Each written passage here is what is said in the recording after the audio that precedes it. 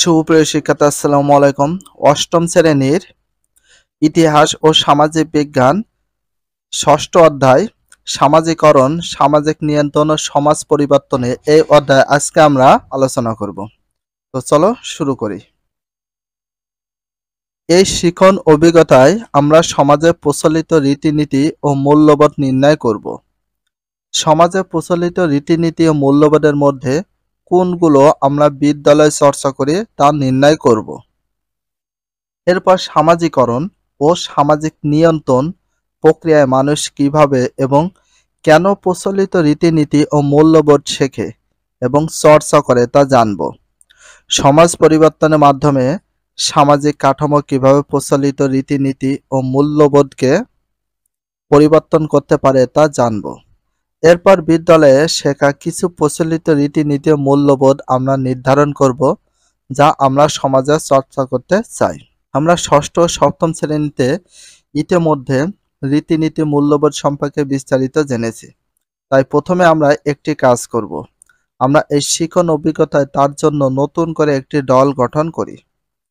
দলগত কাজ ১। প্রতি দলে ৫ থেকে ৬ জন থাকবে। দলে আলোচনা করে আমরা আমাদের সমাজে কয়েকটি প্রচলিত রীতিনীতি ও মূল্যবোধ নির্ণয় করে একটি তালিকা তৈরি করি। এখানে দলগত কাজ দিয়েছে, অনুশীলনী কাজ ১ দিয়েছে, আমার সমাজে প্রচলিত রীতিনীতি মূল্যবোধ সম্পর্কে লিখতে হবে। বর্তমানে একটা বিষয় বলি, এখন এসব দলগত কাজ অনুশীলনী কাজ না করে আমরা কিন্তু রিডিংগুলো যদি ভালো করে পড়ি, তাহলে আমাদের কি কি কাজে লাগবে? এমসিকিউ আসবে, এক কথা উত্তর, সংক্ষিপ্ত প্রশ্ন, তার সাথে রচনামূলক প্রশ্ন কাজে লাগবে। বাট এইরকম ছক বা দলগত কাজগুলো এখন সেইভাবে আগের মতো করার কোনো প্রয়োজন নেই। অনুশীলনী কাজ ১, অনুশীলনী কাজ ২ হয়ে গেলে প্রতি দল থেকে ১ বা ২ জন আমরা দলীয় কাজ উপস্থাপন করব। আচ্ছা, আমরা একটু কল্পনা করে দেখি তো, আমরা যদি কোনো পরিবারে লালিত পালিত না হয়ে কোনো বন জঙ্গলে বন্য প্রাণীদের সান্নিধ্যে বেড়ে উঠতাম, তাহলে কি হতো? কি খুব অবাক লাগছে? চলো আমরা ইংরেজ লেখক রুডিয়ার্ড কিপলিংকের বিখ্যাত দ্য জঙ্গল বুক গল্পটা সংক্ষেপে পড়ে নিই। অনেকে দ্য জঙ্গল বুক মানে বইটা অবশ্যই পড়েছো, বা জঙ্গল বুক যে সিনেমা বা ইংলিশ মুভিটা ছিল সেটা অবশ্যই তোমরা দেখেছো। তো আমি দেখেছি আমার ইংরেজি লেখক, মানে আমরা ইংরেজি লেখক রুডিয়ার্ড কিপলিংকের বিখ্যাত এদের দ্য জঙ্গল বুক গল্পটা সংক্ষিপ্ত পড়ে নিই। দ্য জঙ্গল বুক গল্পটাকে লিখেছে রুডিয়ার্ড কিপলিং। Rudyard Kipling. জঙ্গল বুক সিনেমা কিন্তু আমরা দেখেছি, খুবই একটা ইন্টারেস্টিং মুগলি নামে পরিচিত। বনে হারিয়ে যাওয়া মুগলি, তাহলে বনে হারিয়ে যাওয়া যে মুগলি রেস, তার চরিত্রটা আমরা সংক্ষিপ্তভাবে একটু পড়িনি। গল্পের মূল চরিত্রের নাম মুগলি, তাহলে গল্পের মূল চরিত্রের নাম কি ছিল? মুগলি, দ্য জঙ্গল বুক। সে জন্মের পরপরই ভারতে এক জঙ্গলে হারিয়ে গিয়েছিল। সে জন্মের পরপরই কোথায় হারিয়ে গিয়েছিল? ভারতে এক জঙ্গলে হারিয়ে গিয়েছিল। ভারতীয় এক জঙ্গলে হারিয়ে গিয়েছিল। জঙ্গলে কোথায় হারিয়ে গিয়েছিল? জঙ্গলে। কোন দেশের জঙ্গলে? ভারতের। সে জানতো না তার মাতা পিতা কারা, তারা দেখতে কেমন। মাতা পিতার সংস্পর্শে ছাড়া মুগলি বেড়ে ওঠে জঙ্গলে। তাকে বড় করে তুলেছিল কে জানো? একদল নেকড়ে। সে নেকড়েদের মতো করেই জঙ্গলের জীবনে মানিয়ে নিয়েছিল। মুগলি একমাত্র মানুষ হিসেবে সেখানে বাস করত। বনে তো মানুষের জন্য অনেক বিপদ বাধা ছিল।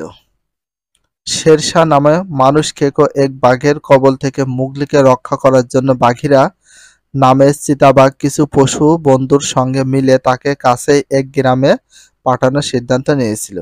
তার মানে শেরশাহ নামক এক মানুষ খেকো বাঘ ছিল। মুগলি রক্ষা করার জন্য বাঘিরা চিতাবাঘ কিছু পশু বন্ধুর সঙ্গে মিলে তাকে সিদ্ধান্ত নিয়েছিল। তবে মুগলি ছোটবেলা থেকে বেড়ে উঠেছিল জঙ্গলে। নেকড়ের দল, অন্যান্য পশু পাখিদের সে তার পরিবার পরিজন হিসেবে জেনেছে।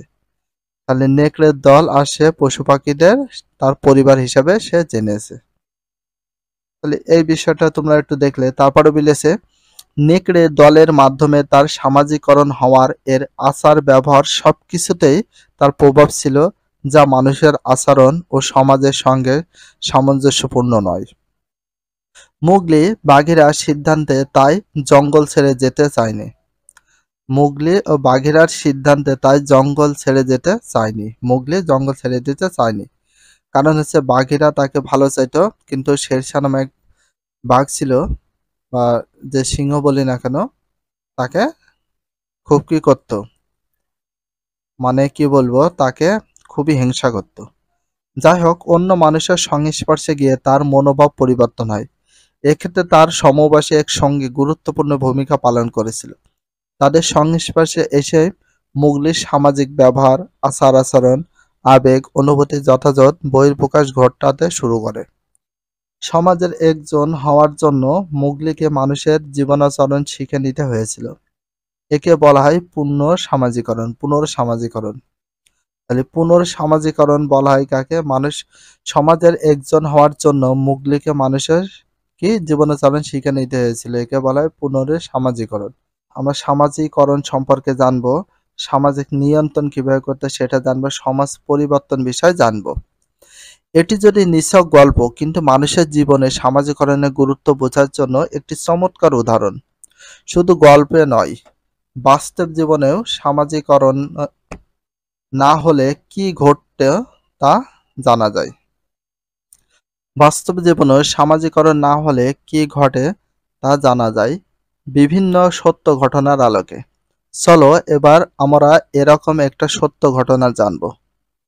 1920 সালে ভারতের গুদামিরার গ্রামের নিকটবর্তী জঙ্গলে এক ধর্মপ্রচারক দম্পতি স্থানীয় লোকজনের কিছু কথাবার্তার ভিত্তিতে অনুসরণ করে জঙ্গলে গিয়ে এক গুহায় কিছু নেকড়ের সঙ্গে থাকা দুটি মানব শিশুকে উদ্ধার করেন।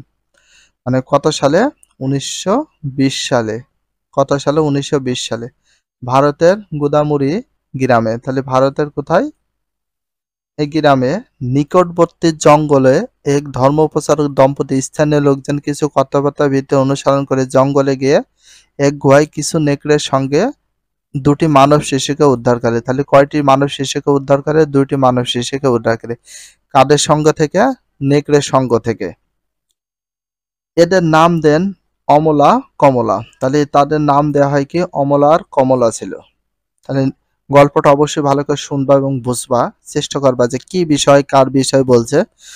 মানে কত সালের কাহিনী ছিল এটা? 1920 সালে। কোথায় ছিল? ভারতের কোন গ্রামে? গুদামারি গ্রামে এক জঙ্গলে দম্পতি স্থানীয় লোকজনের কিছু কথাবার্তা শুনে সেখান থেকে দুইজন শিশুকে উদ্ধার করে। সেই শিশু দুটির নাম কি ছিল? অমলা আর কমলা। যে দুটি শিশুকে নিয়ে আসা হয়েছে কাদের সঙ্গে ছিল? নেকড়েদের সঙ্গে। তারা জন্মের পর থেকে নেকড়েদের সঙ্গে বড় হওয়ার মুগলির মতো তাদের প্রাথমিক সামাজিকরণ হয়নি। তারা নেকড়েদের মতো নির্দিষ্ট সময় চিৎকার করত, চার পায়ে চলাচল করত এবং অন্যান্য আচার আচরণে নেকড়েদের প্রভাব ছিল দৃশ্যমান।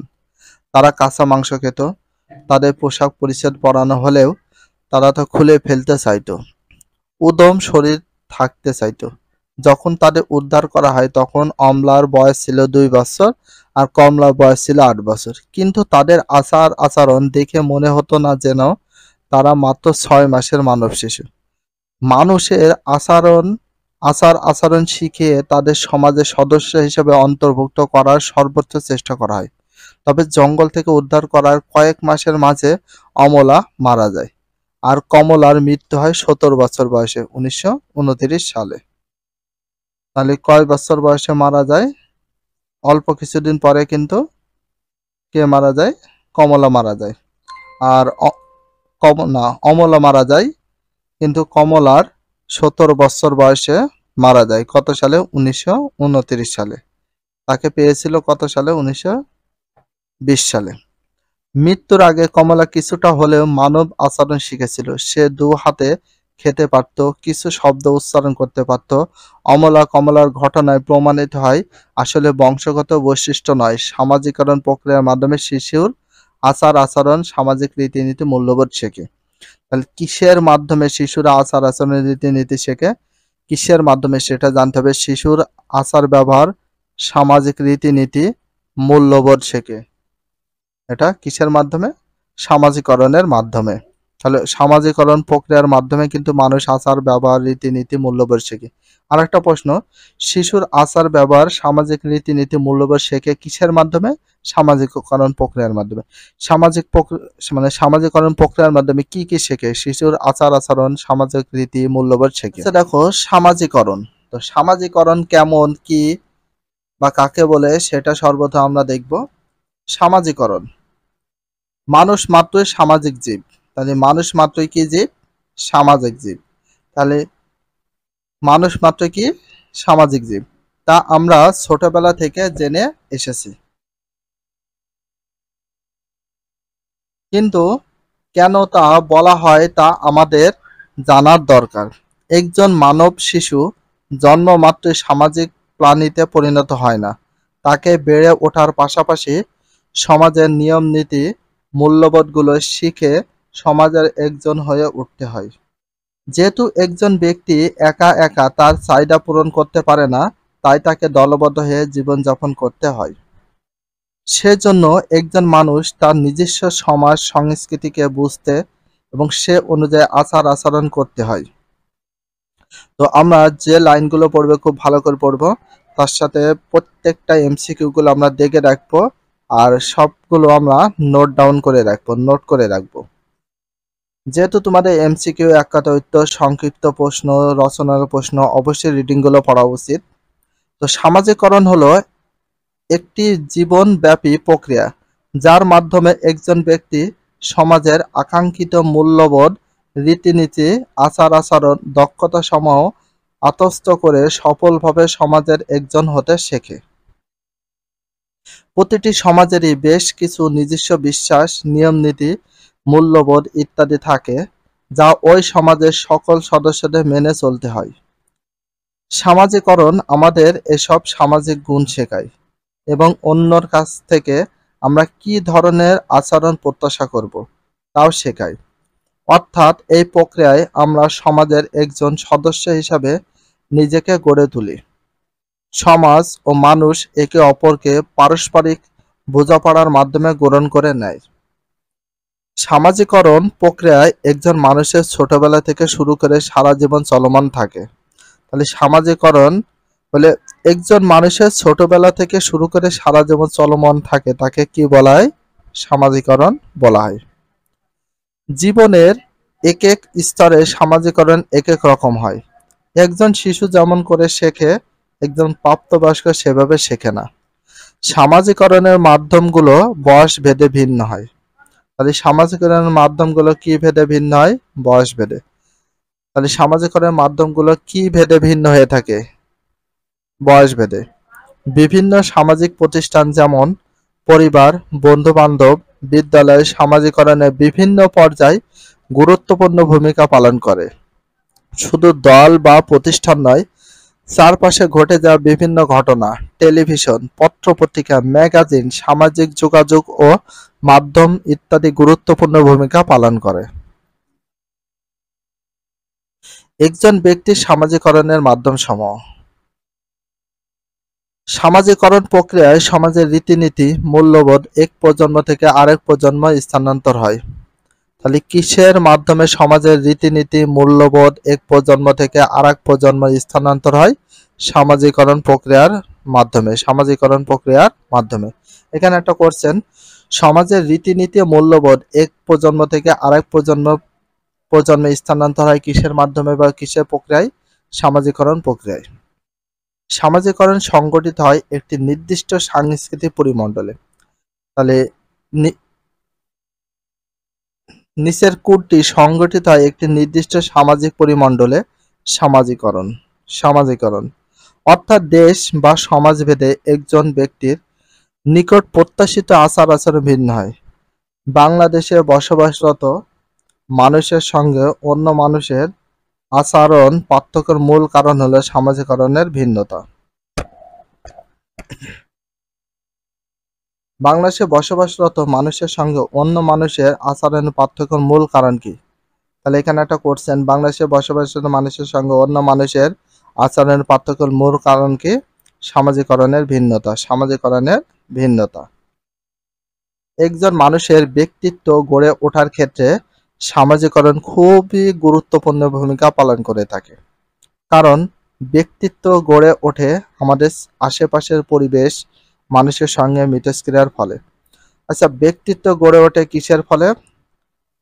পরিবেশ ও মানুষের সঙ্গে মিথস্ক্রিয়ার ফলে। ব্যক্তিত্ব গড়ে ওঠে কিসের মাধ্যমে? পরিবেশ ও মানুষের সঙ্গে মিথস্ক্রিয়ার ফলে। ব্যক্তিত্ব হলো একজন মানুষের মনোভাব, চারিত্রিক বৈশিষ্ট্য ও ব্যবহারের ধরন। তাহলে একজন মানুষের মনোভাব, চারিত্রিক বৈশিষ্ট্য, ব্যবহারের ধরন বলা হয় কোনটিকে? একজন ব্যক্তিত্ব।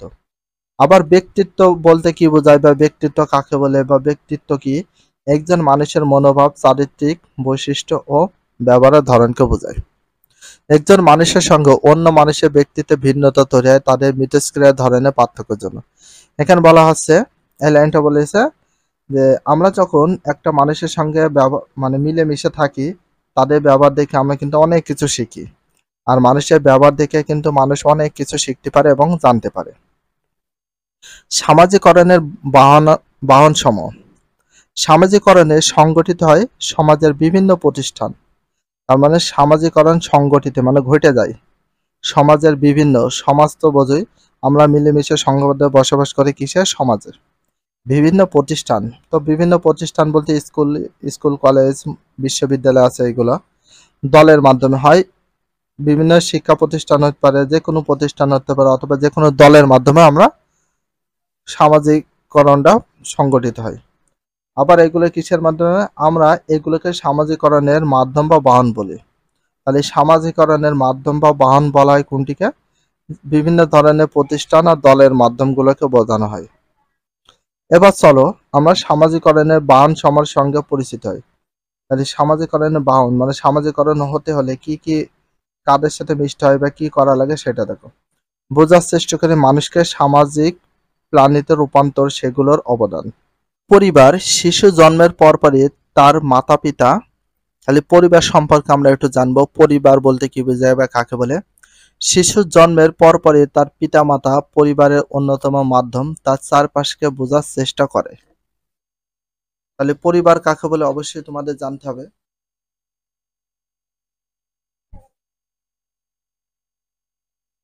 আর শিশুর জন্মের পরপরই তার মাতা পিতা ও পরিবারের অন্যদের মাধ্যমে তার চারপাশকে বোঝার চেষ্টা করে। তখন সে মূলত প্রাথমিক আচরণ করতে শেখে। তার মানুষ কিন্তু প্রাথমিক আচরণটা শেখে কোথায় থেকে? তার পরিবার থেকে। কোথায় থেকে শেখে?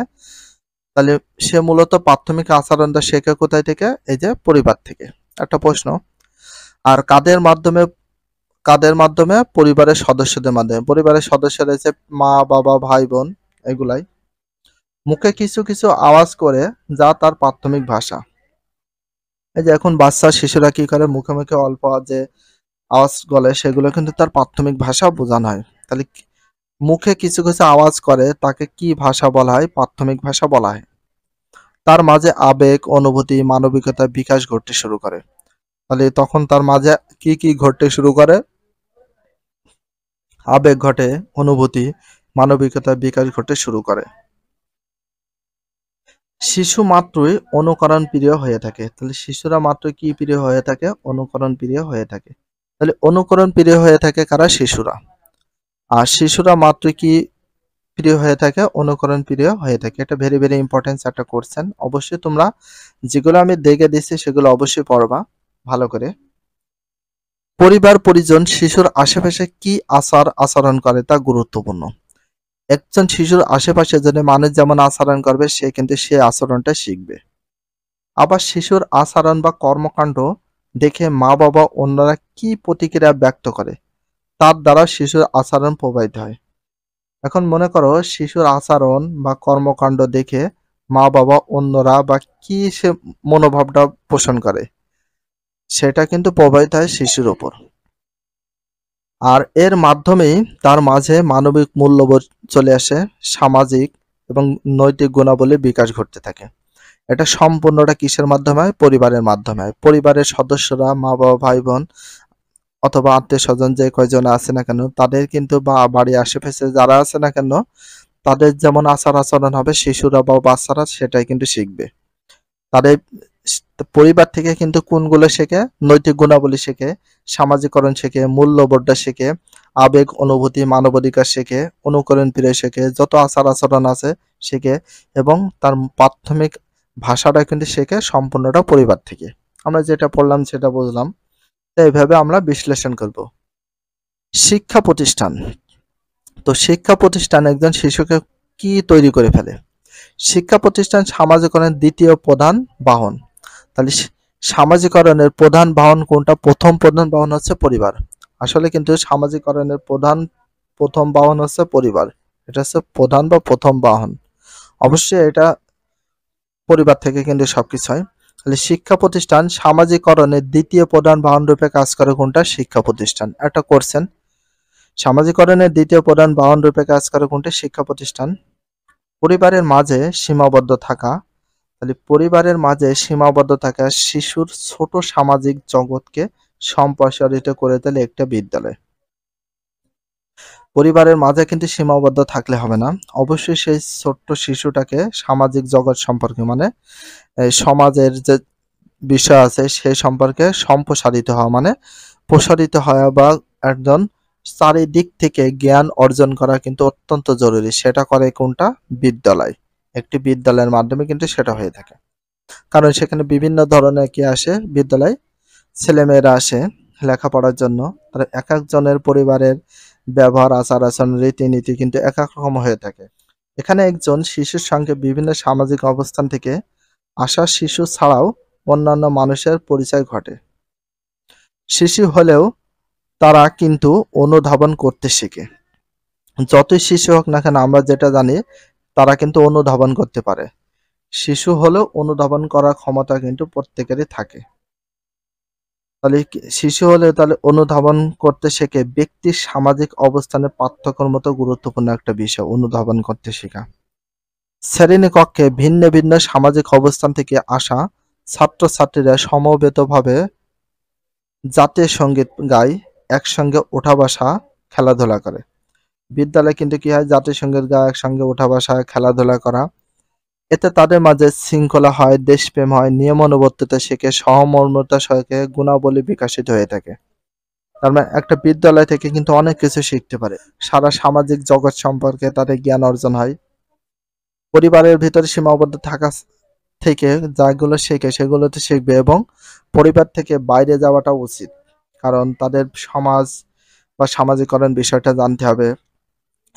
কিন্তু আমার কাছে যেটা মনে হয়, সামাজিকরণের দ্বিতীয় প্রধান বাহন কিন্তু শিক্ষা প্রতিষ্ঠানগুলো বা বিদ্যালয় যেগুলো আছে, আমরা বলি বিশ্ববিদ্যালয়, তারপরে আছে মহাবিদ্যালয়, বিদ্যালয় সবগুলো। তো এর মাঝে শুধুমাত্র তারা ভাষাগুলো শেখে না বা আচার আচরণগুলো শেখে না, তারা বিভিন্ন ধরনের কি উপলব্ধি করতে শেখে, অনুধাবন শেখে, অভিধান করতে শেখে, শৃঙ্খলা শেখে, দেশপ্রেম, নিয়মানুবর্তিতা, সহমর্মিতা, এবং একটা ছাত্রছাত্রী এবং সবগুলো একসঙ্গে উঠা বসা খেলাধুলা করার মাধ্যমে তাদের অনেকটা জ্ঞান প্রসারিত হয়ে থাকে। এই জন্য শিক্ষা প্রতিষ্ঠানটা সামাজিকরণের দ্বিতীয় প্রধান বাহন হিসেবে পরিচিত।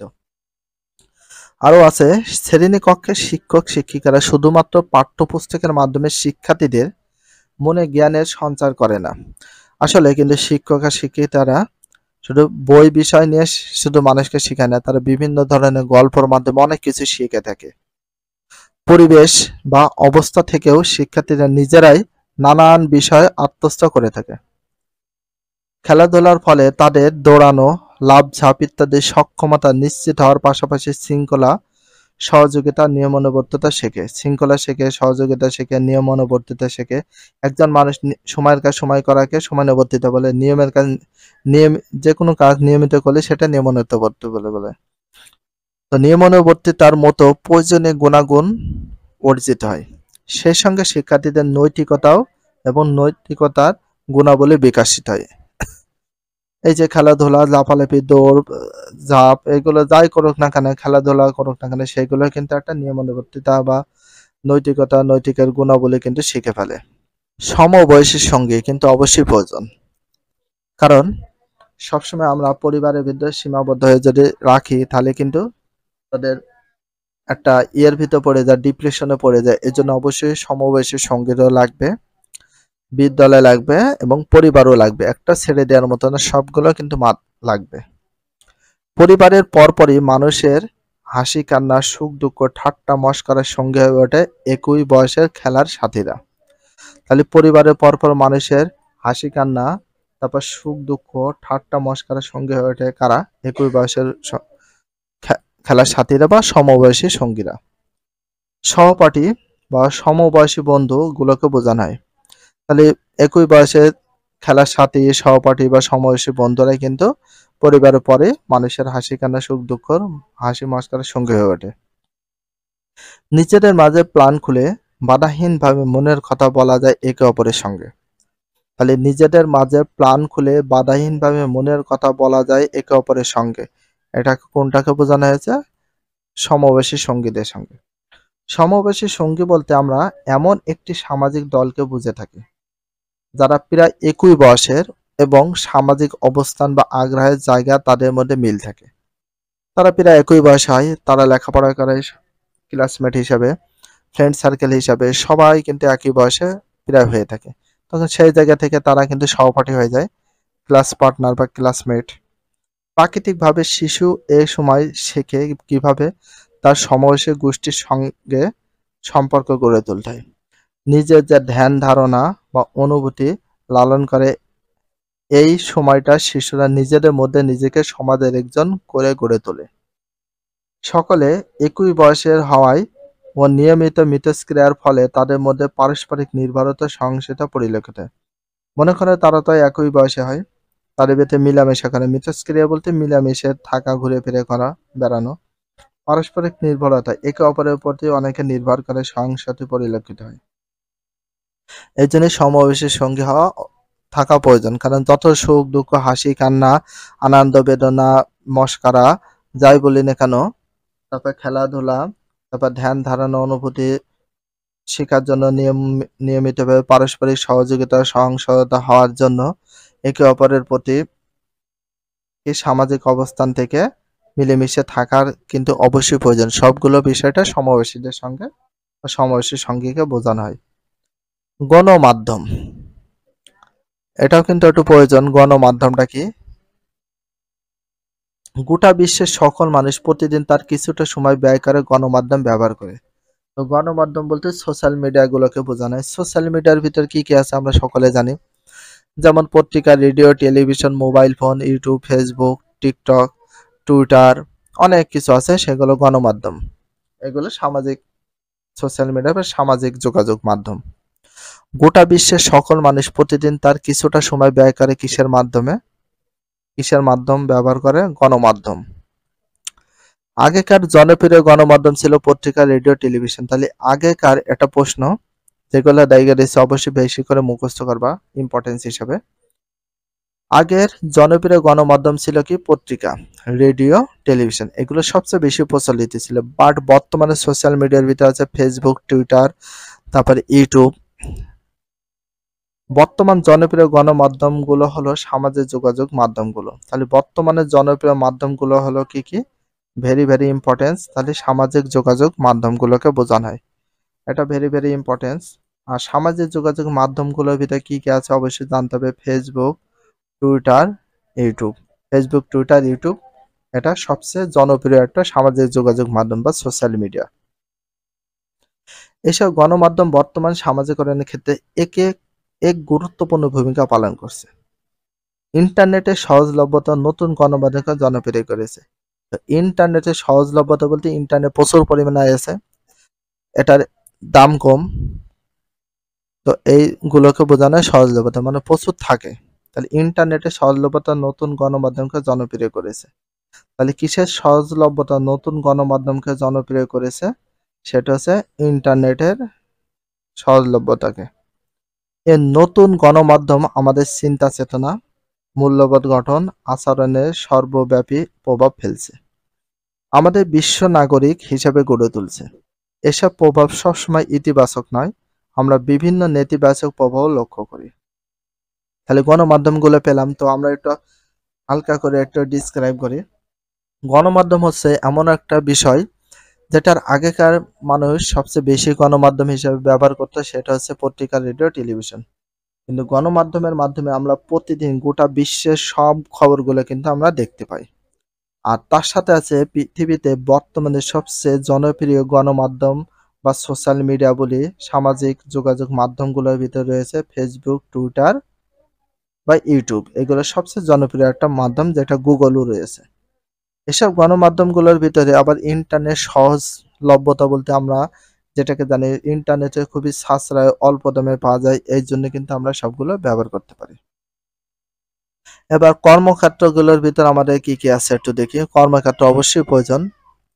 আমরা জেনেছি যে সামাজিকরণ আজীবন অব্যাহত থাকে। নতুন চাকরি শুরু করার সময় শুধু নিয়োগকর্তা কী ধরনের কাজের প্রত্যাশা করেন তা জানলে হবে না, সেই সঙ্গে সহকর্মীদের সঙ্গে মেলামেশার মাধ্যমে মানিয়ে নেওয়া সমান গুরুত্বপূর্ণ। কর্মক্ষেত্রে নতুন রীতিনীতি, তারপর মূল্যবোধের সমন্বয়ে একজন ব্যক্তির মাঝে সামাজিকরণ ঘটে থাকে। তাহলে কর্মক্ষেত্রে নতুন রীতিনীতি, এই যে নতুন যে রীতিনীতি মূল্যবোধের সমন্বয়ে কিন্তু একজন মানুষের সামাজিকরণ ঘটে, কর্মক্ষেত্রে কিন্তু ঘটে। এটা সম্পূর্ণটা কর্মক্ষেত্রে।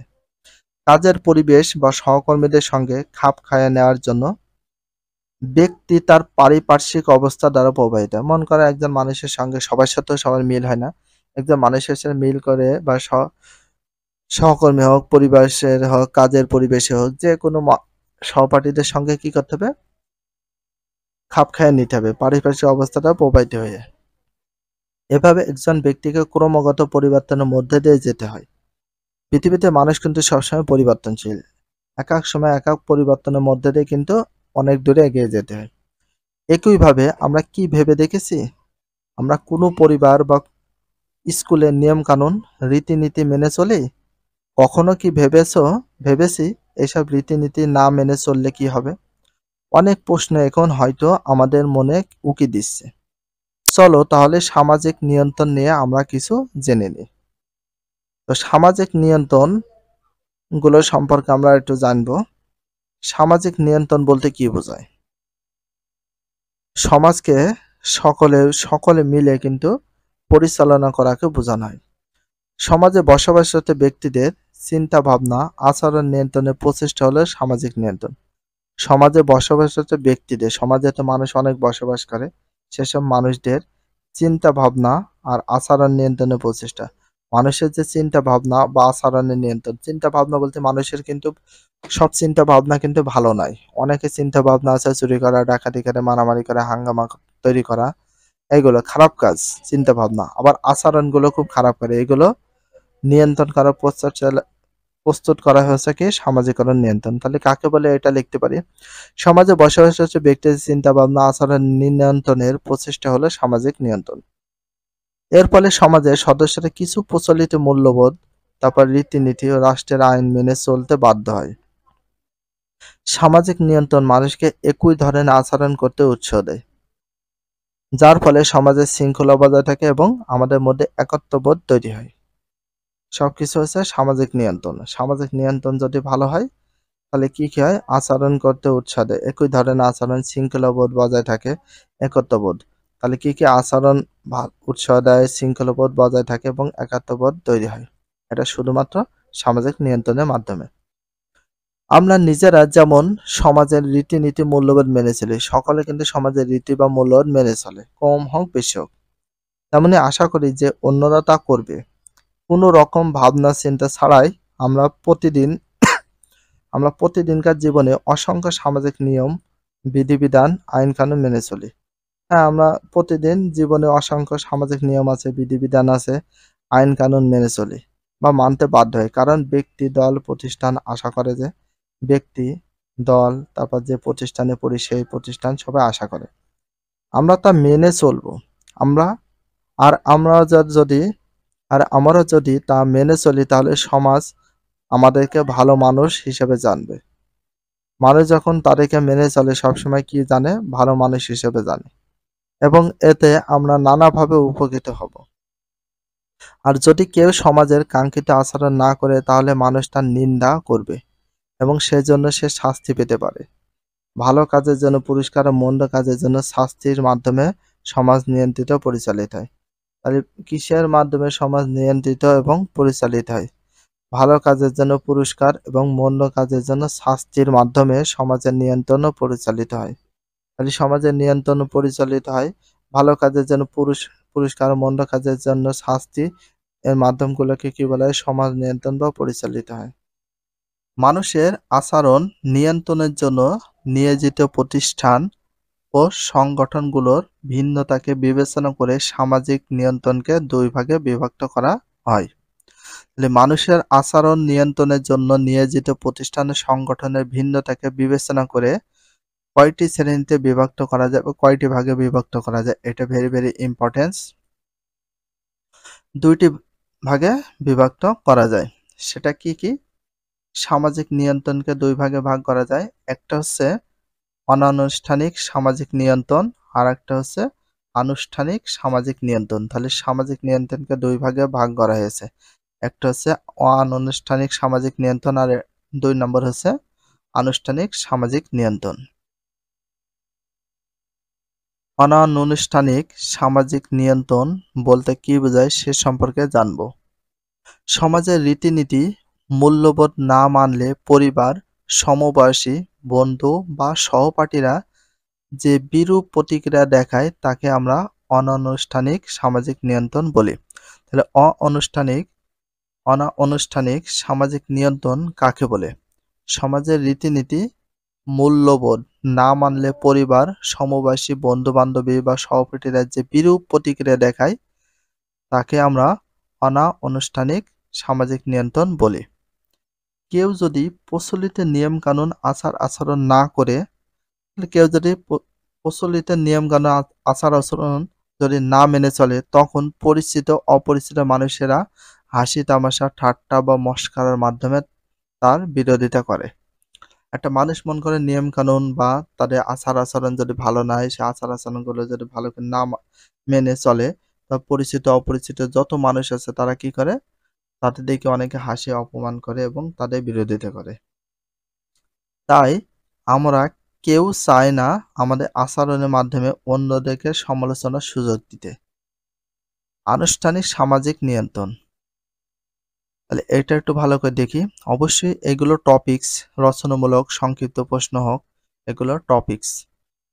আনুষ্ঠানিক সামাজিক নিয়ন্ত্রণ বলতে কি বোঝায় সেই সম্পর্কে ব্যাখ্যা করতে যদি বলে, অবশ্যই এটা ভালো করে প্রত্যেকটা লাইন পড়তে হবে।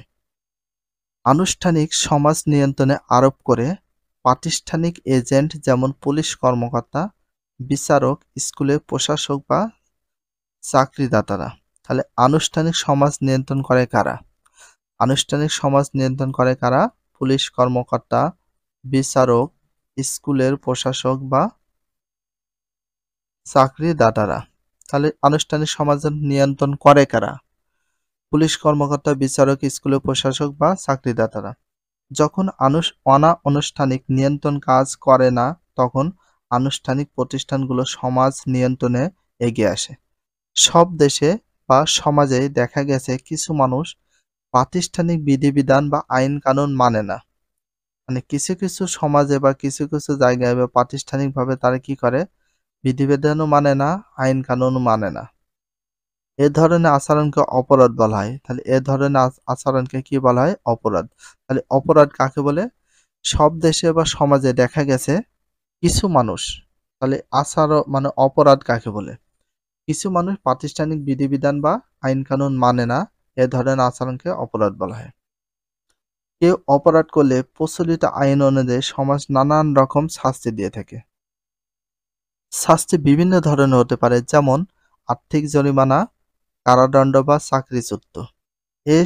এ সমস্ত শাস্তির ব্যবস্থা একদিকে যেমন অপরাধীর ভবিষ্যতে বিভিন্ন অপরাধ থেকে নির্বৃত রেখে সমাজে শান্তি শৃঙ্খলা বজায় রাখে, আবার সুনাগরিক সহ সকল নাগরিকের জন্য অপরাধ থেকে বিরত থাকার বার্তা দেয়। তাহলে আনুষ্ঠানিক সামাজিক নিয়ন্ত্রণটা বলতে কি বোঝায় এই সম্পর্কে আমরা হালকা করে একটু বলি। আনুষ্ঠানিক সমাজ নিয়ন্ত্রণ করে থাকে কারা?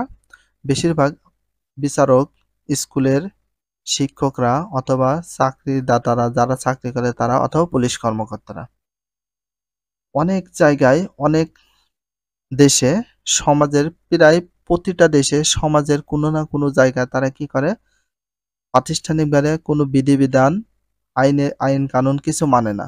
তখন তাকে আমরা কি বলে থাকি? অপরাধ বলে থাকি। সেই অপরাধগুলো সমাজে বিভিন্ন রকমের শাস্তি দিয়ে থাকে। পুলিশ কর্মকর্তা অথবা বিচারের মাধ্যমে শাস্তি দিয়ে থাকে। কখনো দেয়া হয় টাকা টাকা জরিমানা করে, অথবা কখনো আবার কারাদণ্ড বা চাকরি থেকে বিচ্ছেদ করে তাদেরকে শাস্তিগুলো দেয়া হয়ে থাকে। যেমন অপরাধী ভবিষ্যৎ বিভিন্ন অপরাধ থেকে নির্ভীত রেখে সমাজের শান্তি শৃঙ্খলা বজায় রাখতে হবে। তাহলে অপরাধ থেকে মানুষ বিরত থাকার বার্তা দেয়। যদি আমরা তাকে কিছু না বলি তাহলে কিন্তু অপরাধ সে করতে থাকবে। এর জন্য অবশ্যই যখনই অপরাধ করবে তাকে অবশ্যই হালকা হোক, বেশি হোক, কম হোক, শাস্তি তোমাদের অবশ্যই দিতে হবে। পরিবার বিভিন্ন সামাজিক নিয়ন্ত্রণে ভূমিকা পালন করে। তাহলে বিভিন্ন সামাজিক নিয়ন্ত্রণে ভূমিকা পালন করে কারা? পরিবার। এটাও কিন্তু একটা ভেরি ইম্পর্টেন্ট এমসিকিউ। তাহলে সামাজিক নিয়ন্ত্রণ ভূমিকা পালন করে, বিভিন্ন সামাজিক নিয়ন্ত্রণে ভূমিকা পালন করে কারা? পরিবার। পরিবারে অবশ্যই বিভিন্ন ধরনের ভূমিকা পালন করে সমাজ নিয়ন্ত্রণে। শিক্ষা প্রতিষ্ঠান আমাদের আচরণ নিয়ন্ত্রণে ভূমিকা রাখে। তাহলে আমাদের আচরণ নিয়ন্ত্রণে ভূমিকা রাখে কোন প্রতিষ্ঠান? শিক্ষা প্রতিষ্ঠান। তাহলে আমাদের আচরণের নিয়ন্ত্রণে ভূমিকা রাখে শিক্ষা প্রতিষ্ঠান। শিক্ষা প্রতিষ্ঠান আমাদের কিসের নিয়ন্ত্রণে ভূমিকা রাখে? আচরণের। সমাজ নিয়ন্ত্রণের উদ্দেশ্য একটি দেশকে বিভিন্ন ইউনিটে বিভক্ত করা। তাহলে সমাজ নিয়ন্ত্রণের উদ্দেশ্য কি? একটি দেশকে বিভিন্ন ইউনিটে বিভক্ত করা। তাহলে একটি দেশকে বিভিন্ন ইউনিটে বিভক্ত করার উদ্দেশ্যটা কি? সমাজ নিয়ন্ত্রণের। সমাজ নিয়ন্ত্রণের। তাহলে সমাজ নিয়ন্ত্রণের উদ্দেশ্য হচ্ছে এটা। আবার একটি দেশকে বিভিন্ন ইউনিটে বিভক্ত করার উদ্দেশ্যটা কি? সমাজ নিয়ন্ত্রণ। তাহলে সমাজ নিয়ন্ত্রণ বলতে কি বোঝায়? একটি দেশকে বিভিন্ন ইউনিটে বিভক্ত করা। যেমন বাংলাদেশকে বিভাগ, জেলা, উপজেলা, ইউনিয়ন পরিষদ, পৌরসভা এবং ওয়ার্ডে বিভক্ত করা হয়েছে। তাহলে বাংলাদেশকে বিভিন্ন ভাগে বিভক্ত করা হয়েছে। কিসে কিসে বিভক্ত করা হয়েছে? বিভাগে, জেলা, উপজেলা, ইউনিয়ন, পৌরসভা, ওয়ার্ড বিভিন্ন ভাগে বিভক্ত করেছে। প্রতিটি ইউনিটে রাষ্ট্র কর্তৃক নিয়োজিত প্রতিষ্ঠানগুলো সমাজের শান্তি শৃঙ্খলা বজায় রাখতে প্রয়োজনীয় পদক্ষেপ গ্রহণ করে। মূলত সমাজে বিচ্যুত, অনাকাঙ্ক্ষিত ও সমাজবিরোধী কর্মকাণ্ড নিয়ন্ত্রণের মাধ্যমে সমাজ জীবনে শান্তি শৃঙ্খলা প্রতিষ্ঠার উদ্দেশ্যে রাষ্ট্রের এই প্রচেষ্টা। সরকারের বিভাগসমূহ। সরকার ৩টি বিভাগের মাধ্যমে কাজ করে। তাহলে সরকার কয়টি বিভাগের মাধ্যমে কাজ করে? এটা ভেরি ইম্পর্টেন্স। সরকার টোটাল ৩টা বিভাগের মাধ্যমে কাজ করে। একটা হচ্ছে আইন বিভাগ, শাসন বিভাগ আর বিচার বিভাগ। তাহলে সরকারের বিভাগ সমূহ কয়টি আছে? টোটাল ৩টা আছে। ৩টি বিভাগের মাধ্যমে কাজ করে থাকে। কি কি? আইন বিভাগ, শাসন বিভাগ আর বিচার বিভাগ। আইন বিভাগ আইন তৈরি ও সংশোধন করা এর কাজ। শাসন বিভাগ রাষ্ট্রের মধ্যে আইনকে প্রয়োগ করা। বিচার বিভাগ কেউ আইন ভঙ্গ করলে তার বিচার করা। এই ৩টা বিভাগে বিভক্ত করা হয়েছে। তবে শাসন বিভাগকে সরকারের বিভিন্ন কাজ সম্পাদনের দায়িত্ব পালন করতে হয়। তাহলে সরকারের বিভিন্ন কাজ সম্পাদনের দায়িত্ব পালন করে কে? শাসন বিভাগ। শাসন বিভাগ। সেসব কথাও তোমরা অন্য অধ্যায়ে জানতে পারবে। সামাজিক পরিবর্তন। এখানে যে সামাজিক পরিবর্তনটা রয়েছে, যে সামাজিক পরিবর্তন। সমাজ স্থিতিশীল কোনো কিছু নয়, বরং সর্বদা পরিবর্তনশীল। তাহলে স্থিতিশীল কোনো কিছু নয়, বরং সর্বদা পরিবর্তনশীল বলা হয় কাকে? সমাজকে। সম্প্রদায় ভিত্তিক সমাজ ব্যবস্থা। এটা হচ্ছে কমিউনাল সোসাইটি। তাহলে সম্প্রদায় ভিত্তিক সমাজ ব্যবস্থা। কমিউনাল সোসাইটি ক্রমান্বয়ে পরিবর্তনের মাধ্যমে আজকের আধুনিক সংঘ ভিত্তিক সমাজ ব্যবস্থা মানে অ্যাসোসিয়েশনাল সোসাইটি তৈরি হয়েছে। এটা সম্পূর্ণ তাদের সমাজ স্থিতিশীল কোনো কিছু নয়, বরং সর্বদা পরিবর্তনশীল। সম্প্রদায় ভিত্তিক সমাজ ব্যবস্থায় সদস্যদের মধ্যে সম্পর্ক ও সংহতি ছিল অত্যন্ত নিবিড় ও আন্তরিকতাপূর্ণ। সে সমাজে এক ব্যক্তির সঙ্গে অন্য ব্যক্তির পার্থক্য ছিল খুবই কম। সকলেই ছিল প্রায় একই রকমের আচার আচরণ, চিন্তা চেতনা, মূল্যবোধের অধিকারীতে। এখানে ব্যক্তির ইচ্ছা ও আকাঙ্ক্ষার তুলনায় সম্প্রদায়ের মঙ্গলের ইচ্ছাকে বেশি প্রাধান্য দেওয়া হয়। এই সম্প্রদায়গুলো পরিবারের মতো কাজ করে। এখানে কোনো ব্যক্তি বা পরিবারের মধ্যে সংকট তৈরি হলে পুরো সমাজের মধ্যে তা ছড়িয়ে যায়। এবং সম্প্রদায়ের কল্যাণে সকলের ঐক্যবদ্ধ প্রচেষ্টায় সেটি সমাধান করার চেষ্টা করা হয়। সম্প্রদায় ভিত্তিক সমাজ ব্যবস্থার বৈশিষ্ট্যগুলো পরিবর্তিত হয়ে তৈরি হয়েছে আধুনিক সম্প্রদায় ভিত্তিক সমাজ ব্যবস্থার বৈশিষ্ট্যগুলো পরিবর্তিত হয়ে তৈরি হয়েছে কি আধুনিক সংঘভিত্তিক সমাজ ব্যবস্থা। আধুনিক সংঘভিত্তিক সমাজ ব্যবস্থা এটি সম্প্রদায় ভিত্তিক সমাজের বিপরীত বৈশিষ্ট্য অধিকারী। এই সমাজ ব্যবস্থায় সদস্যদের মধ্যে চিন্তায়, আচরণে, মূল্যবোধে তেমনই মিল নেই। এ ধরনের সমাজের সদস্যরা যতটা তাদের ব্যক্তিগত জীবনের উপর গুরুত্ব দিয়ে থাকে ততটা সমাজের মঙ্গলের দিকে নয়। সামাজিক পরিবর্তনের বিভিন্ন কারণ হয়ে থাকে। সাংস্কৃতিক পরিবর্তন হলো সমাজ পরিবর্তনের অন্যতম কারণ। এই সাংস্কৃতিক পরিবর্তনটাকে কি বলা হয়? সমাজ পরিবর্তনের অন্যতম কারণ বলা হয়।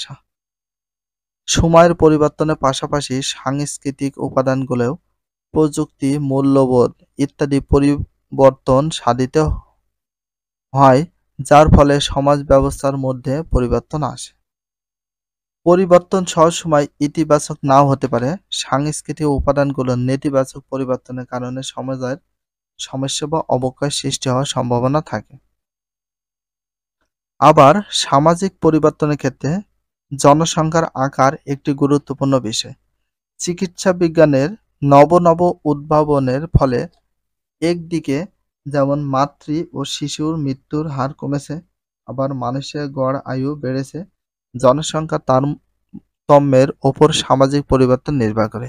নতুন ধারণা সমাজ পরিবর্তনের ভূমিকা পালন করে। দেখো বাংলাদেশের সমাজ পরিবর্তন কিভাবে বাংলাদেশের সমাজ পরিবর্তন করতে হবে, বাংলাদেশের সমাজটা পরিবর্তন হয় কিনা, কেমন ভাবে করা প্রয়োজন সেই বিষয় নিয়ে আলোচনা করব। তো সর্বপ্রথম বাংলাদেশেও সমাজ কাঠামোতে পরিবর্তন লক্ষ্য করা যায়। সমাজ কাঠামোর গুরুত্বপূর্ণ উপাদান পরিবারে আমরা উল্লেখযোগ্য পরিবর্তন লক্ষ্য করি। এক সময় আমাদের দেশে যৌথ পরিবারের প্রাধান্য ছিল। তাহলে এক সময় আমাদের দেশে কি পরিবারের প্রাধান্য ছিল? যৌথ পরিবারের প্রাধান্য ছিল। তাহলে এক সময় আমাদের দেশে কিসের কি পরিবারের প্রাধান্য ছিল? যৌথ পরিবার। যৌথ বলতে আমরা যেটা জানি সবাই একসঙ্গে মিলেমিশে থাকাকে বোঝানো হয়। যেমন কোনো আলাদা কোনো ফ্যামিলি বা পরিবার ছিল না, সবাই একসঙ্গে থাকতো। কিন্তু যৌথ পরিবার আস্তে আস্তে একক পরিবারে রূপান্তরিত হচ্ছে। একক পরিবার বলতে যেমন ফাদার মাদার আলাদা, ছোট ভাই বড় ভাই সবাই আলাদা হয়ে যায়, সেটাকে বলা হয় একক পরিবার। সেই সঙ্গে পরিবারের সিদ্ধান্ত নেওয়ার ক্ষেত্রে পুরুষের পাশাপাশি নারীর মতামতও গুরুত্ব পাচ্ছে। আগে শুধু পুরুষদের মতামতটা মেন ছিল, বাট এখন বর্তমানে নারীদের মতামতটাও গুরুত্ব পেয়ে যাচ্ছে। আগে পরিবারের অর্থনৈতিক দিক দেখাশোনা করত পুরুষরা, এখন পুরুষদের পাশাপাশি নারীরা নানান পেশায় জড়িত হচ্ছে। আগে শুধুমাত্র কি ছিল? পুরুষরাই যত কাজকর্ম ছিল, সব যত কাজকর্ম, চাকরি, যত ধরনের অর্থনৈতিক দিক থেকে দেখাশোনা করার দায়িত্বটা ছিল সর্বপ্রথম পুরুষদের। বাট এখন বর্তমানে পুরুষদের পাশাপাশি কিন্তু নারীরাও তাদের অর্থনৈতিক নানা পেশায় জড়িত হয়ে পরিবারের কি করছে? অর্থনৈতিক দিকে দেখাশোনা করছে। আমাদের গার্মেন্টস শিল্পের অধিকাংশ শ্রমিকই নারী। তাহলে আমাদের গার্মেন্টস শিল্পের অধিকাংশ শ্রমিক কি ছিল? নারী। অধিকাংশ শ্রমিকই কিন্তু নারী। তাহলে আমাদের বর্তমানে বাংলাদেশে গার্মেন্টসের শিল্পের অধিকাংশ শ্রমিকরা কি রয়েছে? সবচেয়ে বেশি নারী, যেটা 80% ও 85% রয়েছে। তারা প্রাপ্ত উপার্জন দিয়ে পরিবারের প্রয়োজন মেটাচ্ছে। তারা যা উপার্জন করে এবং যা অর্থ আয় রোজগার করে সেটা কিন্তু পরিবারের যে চাহিদা রয়েছে সেটা মেটাচ্ছে। এছাড়াও অফিস আদালত থেকে শুরু করে ব্যবসা বাণিজ্য সকল ক্ষেত্রে নারীরা এগিয়ে যাচ্ছে। সামাজিক প্রতিষ্ঠান হিসাবে পরিবার কাঠামোর এই পরিবর্তন মূলত সমাজ পরিবর্তনের একটা অংশ। তাহলে সামাজিক প্রতিষ্ঠান হিসাবে পরিবার কাঠামোর যে পরিবর্তনটা হচ্ছে এটা কিন্তু সমাজ পরিবর্তনের একটা অংশ হিসাবে কাজ করছে। আর সবসময় বলি এখন তোমাদের খুব সুন্দর করে দেখে পড়তে হবে, যেহেতু তোমাদের নিউ সিলেবাস এক কথা উত্তর, সংক্ষিপ্ত প্রশ্ন, তার সাথে আছে এমসিকিউ, অবশ্যই দাগে পড়তে হবে। আর সমাজ পরিবর্তন বিষয় সম্পর্কে জানতে হবে, যেটা তোমাদের রচনামূলক প্রশ্ন কাজে লাগবে। সমাজ কাঠামোর আরেকটি গুরুত্বপূর্ণ উপাদান হলো অর্থনৈতিক প্রতিষ্ঠানগুলো। তাহলে কাঠামোর আরেকটি গুরুত্বপূর্ণ উপাদান কি? অর্থনৈতিক প্রতিষ্ঠানগুলো। আমাদের দেশে যারা উল্লেখযোগ্য পরিবর্তন লক্ষ্য করা যাচ্ছে, আমাদের দেশে যার উল্লেখযোগ্য পরিবর্তন লক্ষ্য করা যাচ্ছে, তাহলে সমাজ কাঠামোর আরেকটি গুরুত্বপূর্ণ উপাদান হলো অর্থনৈতিক প্রতিষ্ঠানগুলো। অর্থনৈতিক প্রতিষ্ঠানগুলো গত কয়েক দশকে বাংলাদেশে কৃষি নির্ভর অর্থনীতি রূপান্তরিত হয়ে শিল্প নির্ভর হয়েছে। তাহলে গত কয়েক দশকে বাংলাদেশে কৃষি নির্ভর অর্থনীতি রূপান্তরিত হয়ে, বাংলাদেশে আগে ছিল কৃষি নির্ভর, এখন বর্তমানে হয়ে গেছে শিল্প নির্ভর হয়ে গেছে। উদাহরণস্বরূপ বলা যায় 1990 সালে মোট দেশজ উৎপাদন ছিল, তাহলে 1990 সালে মোট দেশজ উৎপাদন ছিল, জিডিপিতে কৃষির অবদান ছিল কত? 33%। কৃষির অবদান ছিল 33% থেকে কমে গিয়ে কত হয়েছে? 13%। কত সালের দিকে? 1990 সালে মোট দেশজ উৎপাদন, তো মোট দেশজ উৎপাদন জিডিপি, এখানে কিন্তু একটা শর্ট ফর্ম আছে জিডিপি, এই যে জিডিপি, জিডিপির পূর্ণরূপ কি? জিতে গ্রোস, ডিতে ডোমেস্টিক, পিতে প্রোডাক্ট।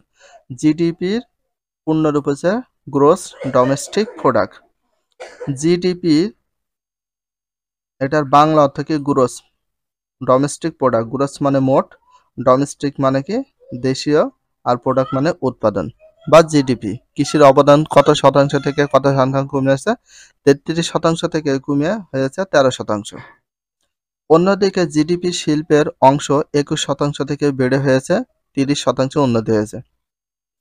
জিডিপিতে শিল্পের অংশ 21% ছিল, বেড়ে হয়ে গেছে কত? 21% থেকে বেড়ে হয়ে গেছে 30%। তার মানে এটা অবশ্যই উন্নত হয়েছে শিল্পের দিকে। আর কৃষি ক্ষেত্রে সেটা কমে গিয়েছে, তাহলে অবনতি হয়েছে আর এটা উন্নতি হয়েছে।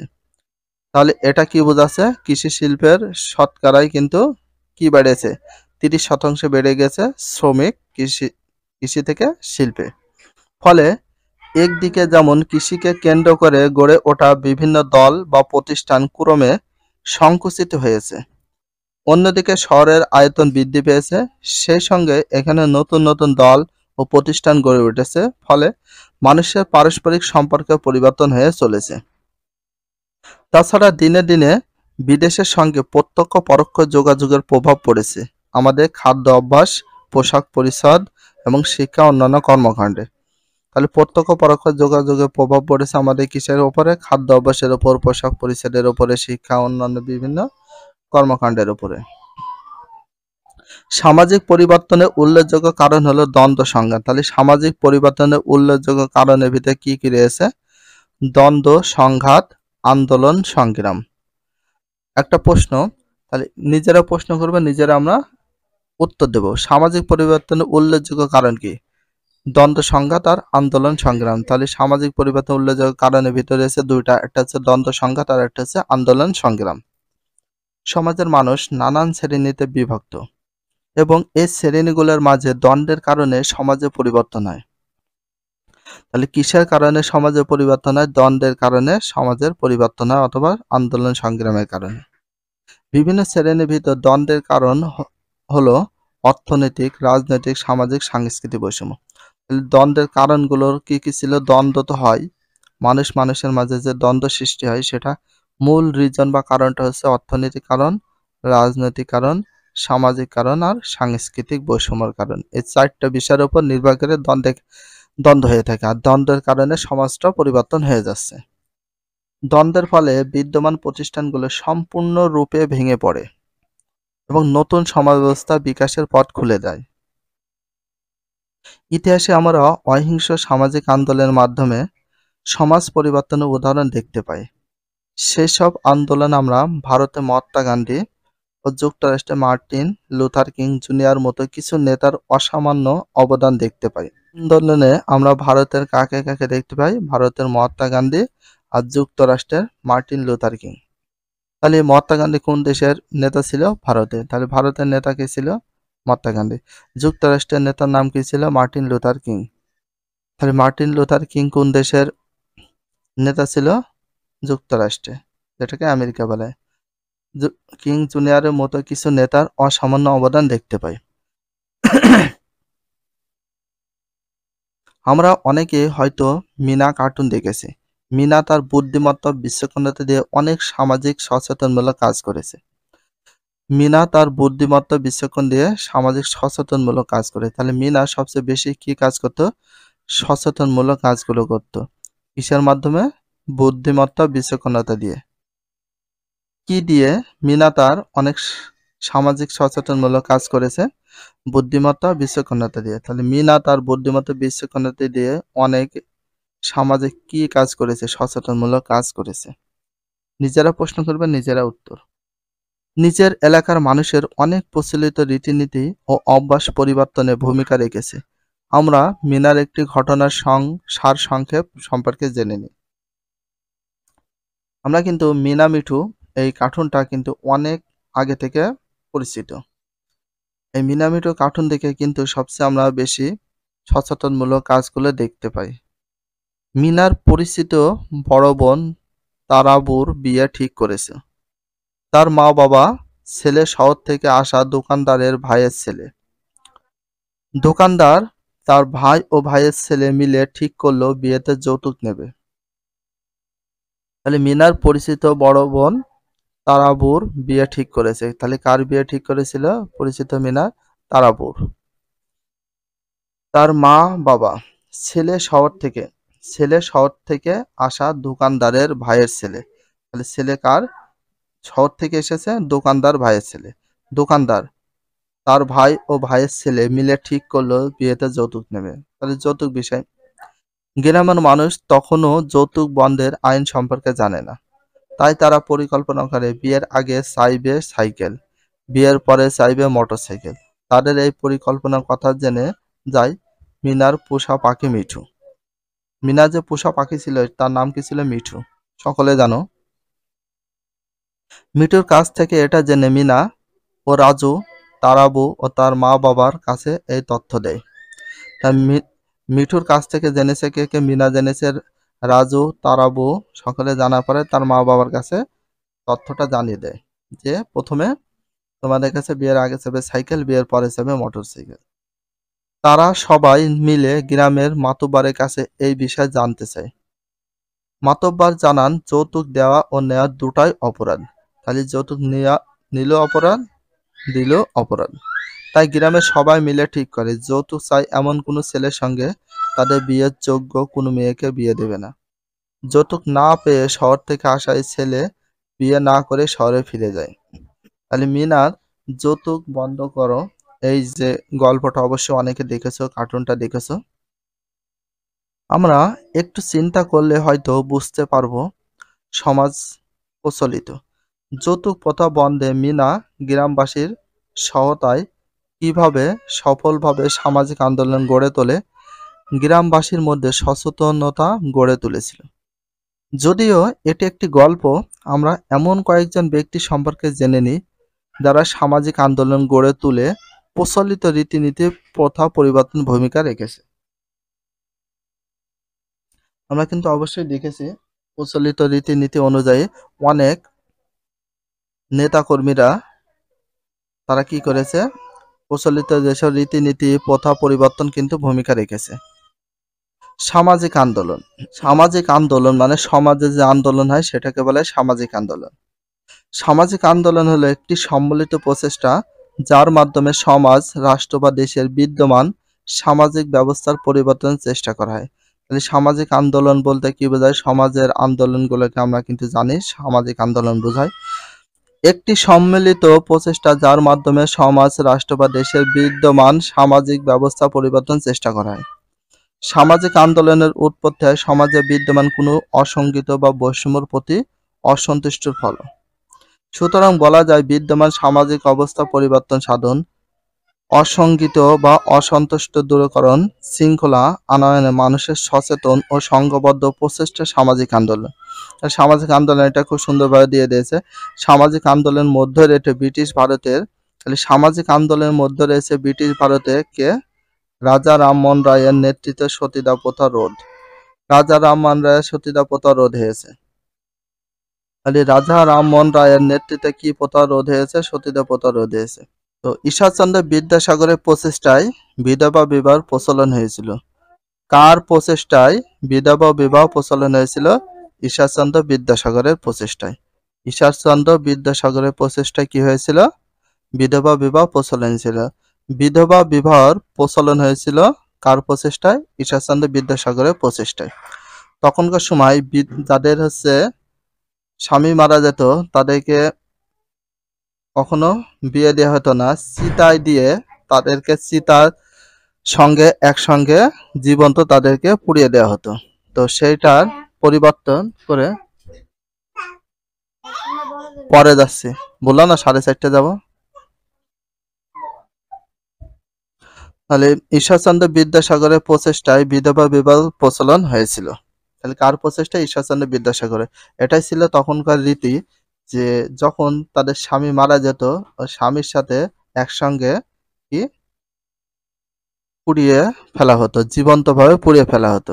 এটাই তখন প্রচলন ছিল। তখন ঈশ্বরচন্দ্র বিদ্যাসাগর এই প্রথাটা বন্ধ করে সে বিধবাদের বিবাহের একটা প্রচলন তৈরি করে দেয়।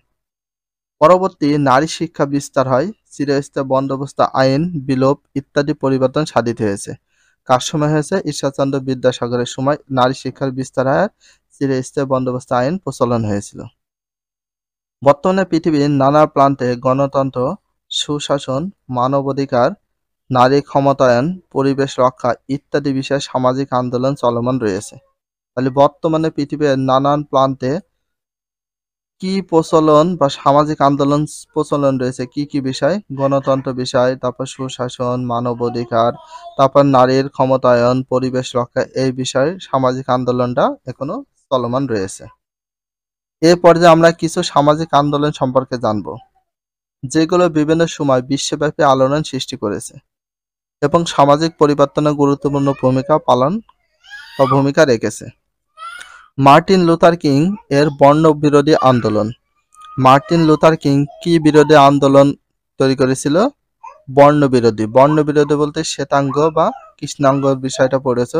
শ্বেতাঙ্গ বলতে যারা সাদা ছিল বা ফর্সা, কৃষ্ণাঙ্গ বলতে যারা কালো ছিল তাদেরকে বোঝানো হয়। যুক্তরাষ্ট্রের বিখ্যাত মানবাধিকার নেতা মার্টিন লুথার কিং জুনিয়র। তাহলে যুক্তরাষ্ট্রের বিখ্যাত মানবাধিকার নেতা কে ছিল? Martin Luther king. তাহলে মার্টিন লুথার কিং জুনিয়র কোন দেশের বিখ্যাত মানবাধিকার নেতা ছিল? যুক্তরাষ্ট্রের। কোন দেশের? যুক্তরাষ্ট্রের। সারা জীবনে বৈষম্য বিরোধের বিরুদ্ধে কৃষ্ণাঙ্গদের সম অধিকার আদায়ের লড়াই করে গেছেন। তাহলে এই যে বর্ণ বৈষম্যের বিরুদ্ধে এবং কৃষ্ণাঙ্গদের সমান অধিকারের আদায়ের জন্য কে সারা জীবন বিরোধী করে গেছে? Martin Luther king. তার নেতৃত্বে আমেরিকায় কৃষ্ণাঙ্গদের অধিকার প্রতিষ্ঠা হয়েছিল। তাহলে কার নেতৃত্বে আমেরিকায় কৃষ্ণাঙ্গদের অধিকার প্রতিষ্ঠা হয়েছিল? মার্টিন লুথার কিং এর নেতৃত্বে। বিশ্ববিদ্যালয়ের পাঠ শেষ করে 1955 সালে কিং ব্যাপটিস্ট চার্চের যাজক হিসাবে যোগদান করেন। তাহলে বিশ্ববিদ্যালয়ের পাঠ শেষ করে মার্টিন লুথার কিং কত সালে? 1955 সালে ব্যাপটিস্ট চার্চের যাজক হিসাবে যোগদান করে। কিসে যোগদান করে? ব্যাপটিস্ট চার্চের যাজক হিসাবে যোগদান করেন। এরপর তিনি সরাসরি কৃষ্ণাঙ্গদের অধিকার আন্দোলনের সঙ্গে যুক্ত হন। তো কৃষ্ণাঙ্গদের অধিকার আন্দোলন মানে কৃষ্ণাঙ্গ মানে কালো, যারা কালো ছিল তাদের কোনো অধিকার ছিল না, আর যারা শ্বেতাঙ্গ বা ফর্সা ছিল তাদের অধিকার ছিল, কিন্তু যারা কালো ছিল তাদের কোনো অধিকার ছিল না। এই যেহেতু মানুষ সবার সমান অধিকার হওয়া উচিত, সেই জন্য তিনি মার্টিন লুথার কিং জুনিয়র বর্ণ বৈষম্যের বিরুদ্ধে কি ছিল? বিরোধিতা করত। সে বছরে মন্টগোমেরিতে শুরু হয় ঐতিহাসিক বাস ধর্মঘট। সেই বছরই মন্টগোমেরিতে শুরু হয় কি ধর্মঘট? প্রথম শুরু হয় ঐতিহাসিক বাস ধর্মঘট। তাহলে বাস ধর্মঘট শুরু হয়েছিল কোথায়? মন্টগোমেরিতে। ওই বছরে শুরু হয়, যার সূত্রপাত হয়ে বাসের আসন বরাদ্দকে কেন্দ্র করে। যুক্তরাষ্ট্রের দক্ষিণের অধিকাংশ রাজ্যই বাসের সামনের দিকে বসার অধিকার ছিল না কৃষ্ণাঙ্গদের। তখন যারা কালো ছিল তাদেরকে বাসের সামনে বসতে দিত না, মানে যারা কালো ছিল। আর শ্বেতাঙ্গ মানে যারা সাদা ছিল বা ফর্সা ছিল, শ্বেতাঙ্গ যাত্রী উঠলে কৃষ্ণাঙ্গদের জন্য সংরক্ষিত আসন ছেড়ে দিতে হতো। মনে করে কৃষ্ণাঙ্গরা বাসের সামনে বসে আছে, কিন্তু যদি শ্বেতাঙ্গরা বা সাদা যে মানুষগুলো ছিল ফর্সা, তারা কি করতো? কিন্তু এই নিয়ম মানতে অস্বীকার করলে কৃষ্ণাঙ্গ নারী রোজা পার্কস। কিন্তু এই নিয়ম মানতে অস্বীকার করলেন কে ছিল? কৃষ্ণাঙ্গ নারী রোজা পার্কস বা কৃষ্ণাঙ্গ নারী ছিল রোজা পার্কস। নিয়ম মানত না। কে মানত না? কৃষ্ণাঙ্গ। কারণ এটা করা উচিত নয়, কারণ সকলে সমান অধিকার, কালো, শ্বেতাঙ্গ এবং কৃষ্ণাঙ্গ সবাই একই সঙ্গে চলাফেরা করবে, আর সবার সমান অধিকার হতে হবে, যা ছিল তৎকালীন আইনের লঙ্ঘন। রোজাকে থানায় নিয়ে $10 জরিমানা করায়। কাকে? রোজাকে থানায় নিয়ে $10 জরিমানা করায়। কৃষ্ণাঙ্গ নারী ছিল, রোজা ছিল কৃষ্ণাঙ্গ বা কালো, তখন রোজাকে থানায় নিয়ে কত? $10 জরিমানা করা হয়। আমেরিকার তো ডলারের হিসাব। এই ঘটনার প্রতিবাদে লুথার কিং ও অন্যান্য কৃষ্ণাঙ্গ ধর্মযাজকেরা বাস সার্ভিস বর্জনের সিদ্ধান্ত নেন। টানা ৩৮১ দিন নানান প্রতিকূলতার পরেও কৃষ্ণাঙ্গদের সরকারি বাস বয়কট চলতে থাকলে সুপ্রিম কোর্ট বাসের আসন বণ্টনের বৈষম্যমূলক ব্যবস্থাকে সংবিধান বিরোধী বলে ঘোষণা করেন। তাহলে কত দিন হচ্ছে? ৩৮১ দিন, প্রায় ১ বছরের কাছে। ৩৬৫ দিন হলে ১ বছর, ১ বছরের বেশি সময় ধরে এই প্রতিকূলতার বয়কট চলতে থাকে। তখন যে সুপ্রিম কোর্টের বাসের যে আসন বন্টন ছিল, সুপ্রিম কোর্টে বাসের আসন বন্টনে এই বৈষম্যমূলক ব্যবস্থাকে কি করে? বিরোধী ঘোষণা করা হয়। অবশেষে বাসে বসার সমান অধিকার প্রতিষ্ঠিত হয়। তখন বাসে বসার সমান অধিকারটা প্রতিষ্ঠিত হয়। বাসে আন্দোলনের পর ৩৮১ দিন আন্দোলনের পরে তখন এই সিদ্ধান্ত নেওয়া হয়। এ আন্দোলন ছড়িয়ে পড়ে গোটা আমেরিকায়। তার এই অহিংস আন্দোলনের প্রতি সমর্থন জানাতে এগিয়ে আসেন বহু কৃষ্ণাঙ্গ নেতা। আমেরিকা জুড়েই বর্ণ বৈষম্যের বিরুদ্ধে প্রতিবাদ জেগে উঠতে থাকে। এর ধারাবাহিকতায় কিং ১৯৬৩ সালে সরকারের নেওয়া বৈষম্যমূলক আইনের বিরুদ্ধে আন্দোলন ঘোষণা করেন। মার্টিন লুথার কিং বৈষম্যমূলক আইনের বিরুদ্ধে আন্দোলন ঘোষণা করেন কত সালে? ১৯৬৩ সালে। তাহলে বৈষম্যমূলক আইনের বিরুদ্ধে আন্দোলন ঘোষণা করেন কে? Martin Luther King. Martin Luther King কত সালে? ১৯৬৩ সালে। এর মূল লক্ষ্য ছিল কৃষ্ণাঙ্গদের শ্বেতাঙ্গদের সমান অর্থনৈতিক সামাজিক সুবিধা দিতে হবে এবং শিশু শ্রম বন্ধ করতে হবে। তার মানে তখন এই মূল বিরোধী করার আন্দোলন বিরোধী করে বর্ণ বৈষম্য রয়েছে, বৈষম্য যেসব রয়েছে শ্বেতাঙ্গ আর কৃষ্ণাঙ্গদের, তাদের কি অর্থনৈতিক দিক থেকে সমান অধিকার দিতে হবে, সামাজিক দিক থেকে, এবং যত শিশু লেবার ছিল মানে বাচ্চাদের দিয়ে কাজ করাতে সেটা বন্ধ করতে হবে উদ্দেশ্য ছিল। মার্টিন লুথার কিং কিন্তু তিনি একজন কৃষ্ণাঙ্গ ছিল। এক শান্তিপূর্ণ প্রতিবাদ সমাবেশ আলাবামার পুলিশ সমবেত জনতার ওপর দমনমূলক নিপীড়ন চালায়। মার্টিন লুথার কিং সহ আরও অনেক সে সময় গ্রেপ্তার হন। এই ঘটনা বিশ্বজুড়ে ব্যাপক সাড়া জাগায়। এরপর তিনি তার স্থির করেন দেশ জুড়ে শুরু করবেন ফ্রিডম মার্চ।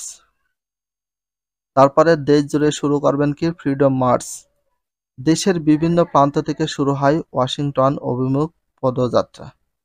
১৯৬৩ সালে ২৭শে আগস্ট ওয়াশিংটনের লিঙ্কন মেমোরিয়াল সমবেত হওয়ায় ২.৫ লাখের বেশি মানুষ।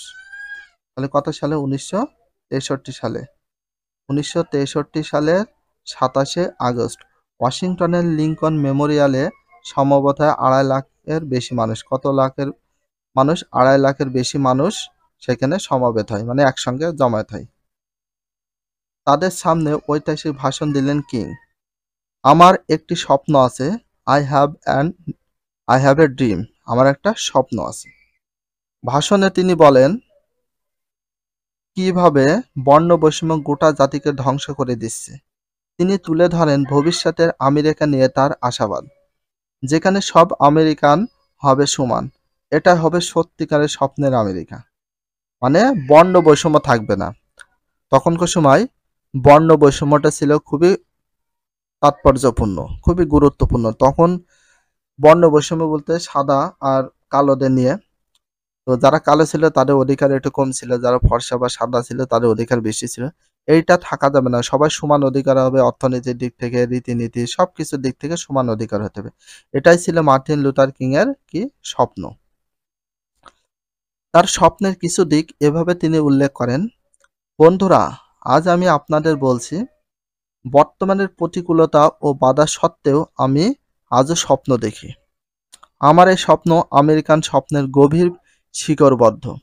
আমি স্বপ্ন দেখি একদিন এ জাতি জাগবে এবং তারা বাঁচিয়ে রাখবে এই বিশ্বাস যে আমরা সকল আমেরিকান স্বতঃসিদ্ধভাবে এই সত্যকে গ্রহণ করেছি যে সব মানুষ সমান। আমি স্বপ্ন দেখি একদিন জর্জিয়ার লাল পাহাড়ে সাবেক দাস আর সাবেক দাস মালিকের সন্তানেরা ভাতৃতে এক টেবিলে বসতে সক্ষম হবে। তার মানে বলতে চাচ্ছে সবাই একসঙ্গে মিলেমিশে কোনো বৈষম্য থাকা যাবে না।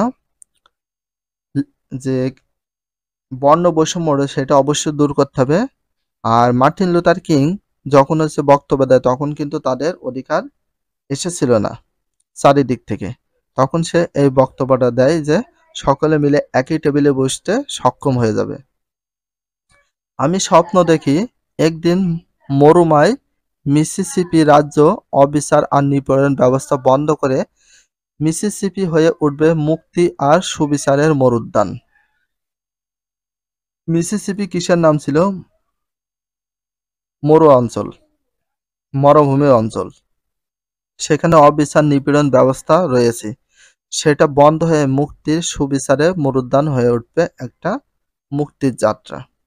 আমি স্বপ্ন দেখি আমার 4 সন্তান একদিন এমন এক জাতের মধ্যে বাস করবে। তাহলে মার্টিন লুথার কিং এর কয়টা সন্তান ছিল? 4টা সন্তান ছিল। যেখানে তাদের চামড়া রং দিয়ে নয়, তাদের চরিত্রের গুণ দিয়ে তারা মূল্যায়িত হবে। আমি আজ এই স্বপ্ন দেখি, আমি স্বপ্ন দেখি একদিন আলাবাম রাজ্যে, যেখানে গভর্নরের ঠোঁট থেকেই কেবলই বাধা নিষেধ আর গঞ্জনা বাণী ঝরে। সেখানকার পরিস্থিতি এমনভাবে বদলে যাবে যে কালো ধলো যাই হোক, বালকেরা বালিকাদের সঙ্গে ভাই বোনের মতো হাত ধরাধরি করবে। আমি আজ এই স্বপ্ন দেখি। তার এই বিখ্যাত ভাষণের প্রভাবে কৃষ্ণাঙ্গদের অধিকার স্বীকৃতি দেয়। তিনি বিখ্যাত একটা ভাষণ দেন কৃষ্ণাঙ্গদের অধিকারের স্বীকৃতি নিয়ে। 1964 সালে আমেরিকার নাগরিক অধিকার আইন। তাহলে আমেরিকার নাগরিকের অধিকার আইন হয় কত সালে? 1964 সালে। একটা প্রশ্ন, আমেরিকার নাগরিক অধিকার আইন হয় কত সালে? 1964 সালে। আর 1965 সালে ভোটাধিকার আইন প্রণয়ন করা হয়। তাহলে ভোটাধিকার আইন প্রণয়ন করা হয় কত সালে? 1965 সালে। সেই বছর টাইমস পত্রিকা কিংকে বছরের সর্বশ্রেষ্ঠ মানুষ হিসেবে ম্যান অব দ্য ইয়ার পুরস্কার দেয়। তাহলে ম্যান অব দ্য ইয়ার পুরস্কার দেওয়া হয় কাকে? Martin Luther King. Man of the year বলা হয় কাকে? মার্টিন লুথার কিংকে। তাহলে ম্যান অব দ্য ইয়ার হিসাবে পুরস্কার দেওয়া হয় কাকে? মার্টিন লুথার কিংকে। তাহলে কোন পত্রিকা দেয়? টাইমস পত্রিকা। কোন পত্রিকা? টাইমস পত্রিকা। সর্বশ্রেষ্ঠ মানুষ হিসাবে দেওয়া হয়। সর্বশ্রেষ্ঠ মানুষ ছিলেন কে? Martin Luther king. কোন দেশের প্রেসিডেন্ট ছিল বা নেতা ছিল? আমেরিকান। মানবাধিকার প্রতিষ্ঠার আন্দোলনে অবিস্মরণীয় অবদানের জন্য কিং 1964 সালে মাত্র 35 বছর বয়সে শান্তিতে নোবেল পুরস্কার ভূষিত হন। মানে মানবাধিকার প্রতিষ্ঠার আন্দোলনে অবিস্মরণীয় অবদানের জন্য কত সালে? 1964 সালে। কত বছর বয়সে? 35 বছর বয়সে কি পুরস্কার লাভ করে? শান্তিতে নোবেল পুরস্কার লাভ করে। তাহলে মার্টিন লুথার কিং তিনি নোবেল পুরস্কার পান কত সালে? 1964 সালে। কিসের কারণে? অবিস্মরণীয় অবদানের জন্য। মানবাধিকার প্রতিষ্ঠার অবিস্মরণীয় অবদানের জন্য তাকে শান্তিতে নোবেল পুরস্কার দেয়। কত বছর বয়সে নোবেল পুরস্কার পায়? 35 বছর বয়সে। মার্টিন লুথার কিং সম্পর্কে 2টি কথা জানা প্রয়োজন। তাহলে মার্টিন লুথার কিং সম্পর্কে কয়টি কথা জানা অবশ্যই প্রয়োজন? 2টি। অহিংস অসহযোগ আন্দোলনের ধারণা তিনি পেয়েছিলেন ভারতীয় উপমহাদেশের বিখ্যাত রাজনীতিবিদ মহাত্মা গান্ধীর কাছ থেকে। তিনি বলেন অসহযোগ আন্দোলন অহিংস, অসহযোগ আন্দোলন অহিংস মানে যাদের ভিতর কোনো হিংসা বিদ্বেষ থাকবে না। অসহযোগ আন্দোলন বলতে কি বোঝায়? এই আন্দোলন সকলের জন্য সমান অধিকার বয়ে আনবে। এই বিখ্যাত রাজনীতিবিদকে ছিল ভারতের মহাত্মা গান্ধীর কাছ থেকে অনুপ্রেরণা পায়। কে পায়? Martin Luther king. দ্বিতীয় কথাটি দুঃখের, 1968 সালে কিং আততায়ীর হাতে নিহত হয়েছিল। দ্বিতীয় কথাটি দুঃখের বিষয়, কত সালে মৃত্যুবরণ করে মার্টিন লুথার কিং? 1968 সালে। কার হাতে? আততায়ীর হাতে। কার হাতে মারা যান? আততায়ীর হাতে। তাহলে কে খুন করেছিল মার্টিন লুথার কিংকে? আততায়ী। কার হাতে মারা যায় মার্টিন লুথার কিং? আততায়ীর হাতে। কত সালে? 1968 সালে। আমরা একটু ভেবে দেখলাম, দেখব বিদ্যালয়। একটু ভেবে দেখলে দেখব বিদ্যালয়, পরিবার, শিক্ষা প্রতিষ্ঠান ইত্যাদির মাধ্যমে আমরা একদিকে যেমন প্রচলিত রীতিনীতি, মূল্যবোধ চর্চা শিখি, অন্যদিকে সমাজের অর্থনৈতিক, সামাজিক বা রাজনৈতিক অবস্থার পরিবর্তন অথবা সামাজিক আন্দোলন ইত্যাদি প্রক্রিয়ায় সমাজের এই প্রচলিত রীতিনীতি ও মূল্যবোধেরও পরিবর্তন হতে পারে। তাই প্রচলিত রীতিনীতি, মূল্যবোধ সামাজিক কাঠামোর ওপর প্রভাব ফেলে। সেই সঙ্গে সামাজিক কাঠামোর রীতিনীতি মূল্যবোধকে নিয়ন্ত্রণ করে। আমরা বিদ্যালয় থেকে নানান সময় বিভিন্ন সমাজ বা দেশের বা রাষ্ট্রের প্রচলিত রীতিনীতি, মূল্যবোধ সম্পর্কে জেনেছি। এখন আমরা এমন কয়েকটি রীতিনীতি, মূল্যবোধের তালিকা তৈরি করব। এই জন্য আমরা এই শিখন অভিজ্ঞতা শুরুতে যে দলটি গঠন করেছি সেই দলে আবার বসে যাব। দলগত কাজ 2। এখন আমরা দলগতভাবে আলোচনা করে নিচের তালিকাটা পূরণ করি। এর জন্য আমরা বিদ্যালয়ে পাঠাগার থেকে শুদ্ধাচার বইটি সংগ্রহ করে নিতে পারি। তো তোমাদের দলগত কাজের জন্য এইখানে যে ছকটা দেওয়া আছে এটা তোমরা পূরণ করতে পারো। বেশি নাই, টোটাল 6টা মতো। 1 2 3 4 5 6। যে যে প্রচলিত রীতিনীতি, মূল্যবোধ সম্পর্কে আমরা বিদ্যালয় থেকে জানতে পেরেছি সেই বিষয়টা তোমাদের এখানে লিখতে হবে। এখন আমরা দলে আলোচনা করে নির্ণয় করি এই রীতিনীতি ও মূল্যবোধের কোনগুলো আমাদের সমাজে প্রচলিত নয়। আমরা উপরে যেগুলো পড়লাম আমাদের সমাজে কিন্তু অনেক প্রচলিত নেই। আমাদের এখন বর্তমানে নারী পুরুষ, ছেলে মেয়ে এবং কৃষ্ণাঙ্গ শ্বেতাঙ্গ সব সমান অধিকার। এতে কোনো বর্ণ বৈষম্য নেই, লিঙ্গ বৈষম্য নেই। এর মধ্যে কোনো রীতিনীতি, মূল্যবোধ আমাদের সমাজে থাকা প্রয়োজন। নির্ধারিত এই রীতিনীতি, মূল্যবোধগুলো আমরা পরিবার, বিদ্যালয়, বিভিন্ন প্রতিষ্ঠান কিভাবে চর্চা করতে পারি তার দলে আলোচনা করে লিখে রাখি। তো রীতিনীতিগুলো, মূল্যবোধগুলো আমাদের সকলের সমাজে থাকা প্রয়োজন। কারণ রীতিনীতি, মূল্যবোধগুলো যদি থাকে মানুষের, তাহলে লিঙ্গ বৈষম্য হবে না, বর্ণ বৈষম্য হবে না, কোনো বৈষম্য সৃষ্টি হবে না। এরপর আমরা প্রতি দল থেকে 1 অথবা 2 জন উপস্থাপন করব। সব দলে উপস্থাপন শেষে সবার মতামতের ভিত্তিতে কয়েকটি রীতিনীতি, মূল্যবোধ নির্ধারণ করি। এই রীতিনীতি, মূল্যবোধ কোনো মাধ্যম এবং কিভাবে চর্চা করতে পারি তার একটি গাইডলাইন তৈরি করি। এই গাইডলাইন অনুসারে সক্রিয় নাগরিক ক্লাবের মাধ্যমে আমরা সারা বছর রীতিনীতি, মূল্যবোধ চর্চার কাজটি করব। তো এখন আমরা ছকগুলো পূরণ করব না, বাট রিজন হচ্ছে এখন বর্তমানে তোমাদের সব মূল্যায়ন পরীক্ষাগুলো হচ্ছে না। তোমাদের নিউ সিলেবাস দেওয়া হয়েছে, যেটা হচ্ছে এক কথা উত্তর, বহু নির্বাচনী প্রশ্ন, সংক্ষিপ্ত প্রশ্ন, রচনামূলক প্রশ্ন। তার ভিতরে আছে দৃশ্যপট নির্বাক, দৃশ্যপটবিহীন। এই জন্য তোমাদের অবশ্যই রিডিংগুলো ভালো করে পড়তে হবে আর ছকগুলো পূরণ করার কোনো প্রয়োজন নেই। নির্ধারিত রীতিনীতি, মূল্যবোধ কোথায় চর্চা করব, কিভাবে চর্চা করব। যদি আমরা ছকগুলো পূরণ করি 3টা ছক, তাহলে আমাদের নলেজ ইনক্রিজিং হবে। এই জন্য আমরা করতে পারি, তো না করলেও কোনো সমস্যা নেই। আমরা খেয়াল করলে দেখব বিদ্যালয়ে যেমন সমাজে প্রচলিত মূল্যবোধ চর্চা হয়, তেমনি বিদ্যালয়ের নতুন রীতিনীতি, মূল্যবোধ গঠন, প্রচলিত রীতিনীতি, মূল্যবোধ গঠন পরিবর্তন ভূমিকা রাখে। এভাবে সামাজিক কাঠামোর উপর প্রচলিত রীতিনীতি, মূল্যবোধের প্রভাব রয়েছে। সেই সঙ্গে সামাজিক কাঠামো রীতিনীতি ও মূল্যবোধকে নিয়ন্ত্রণ করে। সেই সঙ্গে সামাজিক কাঠামো এই রীতিনীতি, মূল্যবোধকে কি করে? নিয়ন্ত্রণ করে। তাহলে এই রীতিনীতি বা মূল্যবোধকে নিয়ন্ত্রণ করে কোনটা? সামাজিক কাঠামো। অবশ্যই সামাজিক কাঠামো প্রয়োজন। তো আমরা 93 থেকে 101 পৃষ্ঠা পর্যন্ত আলোচনা করলাম। যদি ভিডিওটা ভালো লাগে অবশ্যই চ্যানেলের সাবস্ক্রাইব পেজ হলে ফলো করে দিও। তার সাথে একটা লাইক এবং একটা কমেন্ট করে দিও। আর নেক্সট ভিডিও পাওয়ার জন্য অবশ্যই বেল আইকনটা অল করে রাখো, যাতে নিউ ভিডিও আপলোড দেওয়ার সাথে সাথে সর্বপ্রথম তোমাদের কাছে নোটিফিকেশনটা পৌঁছে যায়। If you love this video, please subscribe my channel, like, comment, share, hit the bell icon for getting next video. So everyone take care, love you, Allah Hafiz, bye bye.